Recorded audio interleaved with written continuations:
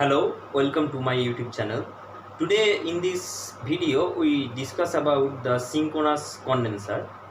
Actually, when the synchronous motor is in the overexcited condition, in that case the back EMF EB is EB greater than V, the terminal voltage, or we can say the supply voltage, and in that case it is behave like a capacitor. So as you can see here, a synchronous motor takes a leading current when overexcited and therefore behaves as a capacitor.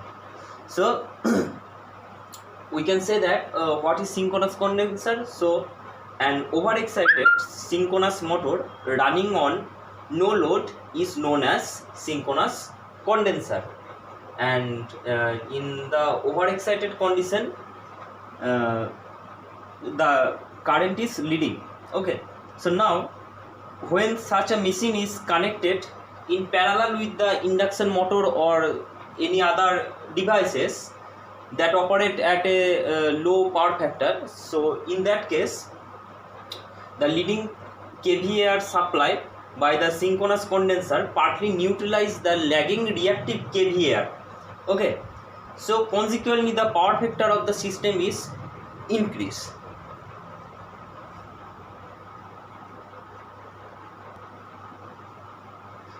Now let's draw the synchronous condenser connected with the load with parallel.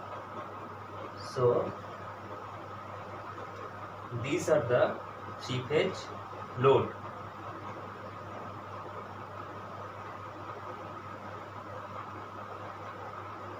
And these are the synchronous condenser.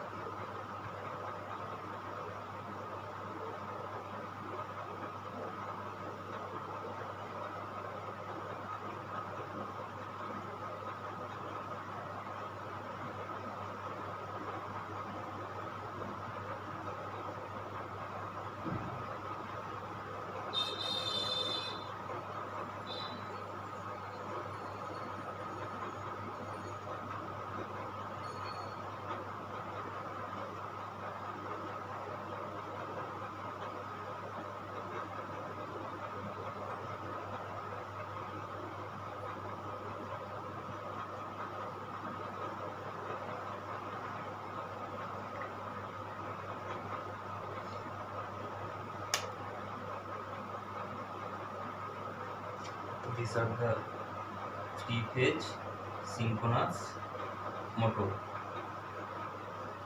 So as you can see in this figure, these are the three-phase load and these are the synchronous motor, and it is connected parallelly with the load to improve the power factor.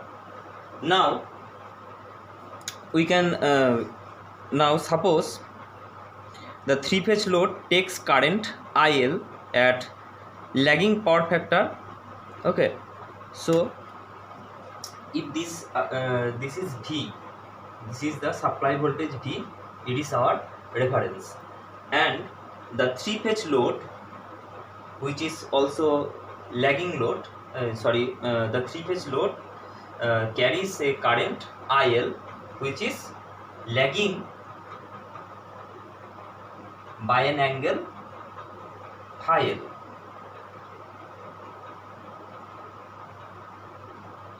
Suppose it is phi L and it is IL.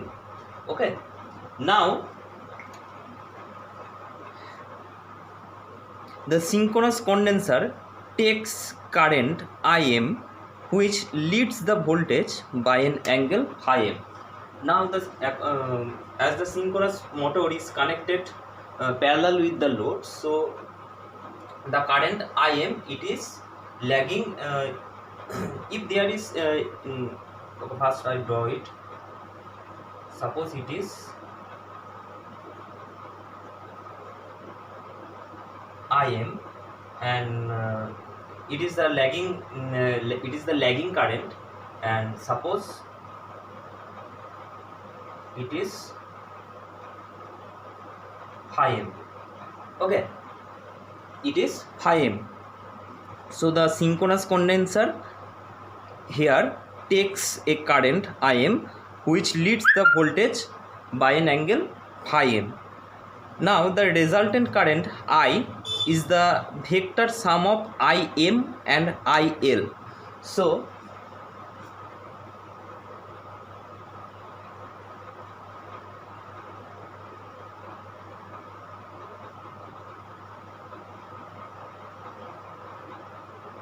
this is the resultant current I, and the angle between I and V this is suppose phi. Okay, the phi is the angle between resultant current I and V. Now it is clear that the phi is less than phi L. Here the phi, it is less than phi L. So now we can say that cos phi is greater than cos phi L. So thus the synchronous condenser, due to the synchronous condenser, a leading current Im which makes an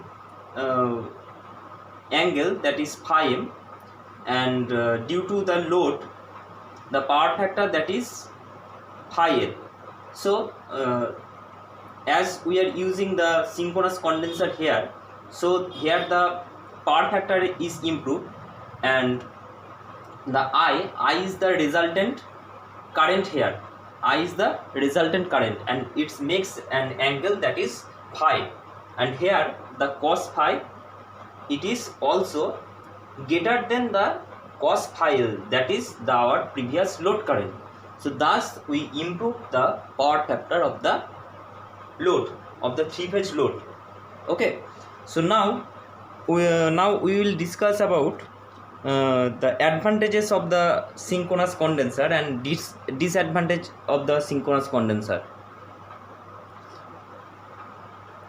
So the advantages are basically, by varying the field excitation, the magnitude of current drawn by the motor can be changed by any amount. Okay. The number 2, the fault can be removed easily with the help of the synchronous condenser. Number 3, the motor winding have high thermal stability to short circuit current. Okay. So these are the basically advantages. Now we discuss about the disadvantages of the synchronous condenser.